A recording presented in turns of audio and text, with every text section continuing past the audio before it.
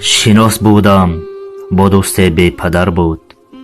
شناس بودم با دوست بی پدر بود. دو چشمش آبی بود و در بدر بود.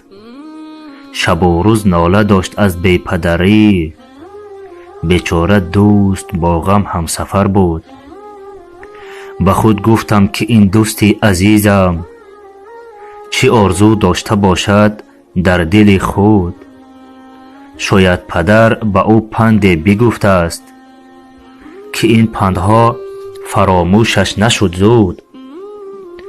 سؤال کردم از دوستی بی پدرم که دوستم چی فکر در سر داری. بگو بر من همدردی تو هستم که همیشه دو چشمی تر داری. بگفت از دست دادم پدرم را. بگفت از دست دادم پدرم را. بگفت از دست دادم بال و پرم را. پدر رفت و با من کرد بی وفایی. برفت و هیچ ندید چشمی ترم را. برفت و سیری ندیدم رویش را. حالا حس می کنم تنها بویش را.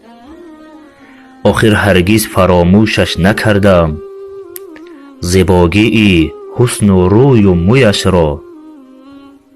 پدر رفت و چراغ خانه ام مرد.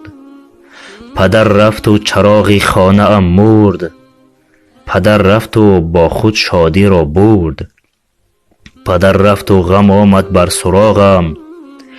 دلی بیچاره ام عجب غصه خورد. ای دوست بیا ببین تو حال مادرم.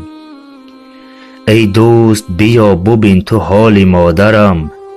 بیا و ببین اشک چشم برادرم.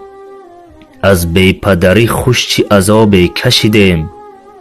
می میرم از غم حالا که من بی پدرم. حالا که پدر رفت نمان در بر ما. حالا که برفت و ندید چشمی تر ما. شاید که خدا نخواست قسمت این است که باشد پدر سایه بر سر ما. ببین دوستم چی تلخ است روزگارم که بر خود دلسوز و غمخوار ندارم. همه دستی پدر در دست گرفته ولی من تا همیشه بیقرارم. از حرفهای دوست پدرم آمد به یاد. آن پدری که برای من زندگی داد. گفتم خدایا نگهبانش باش همیش. بهرش بکردم دعا با آه و فریاد.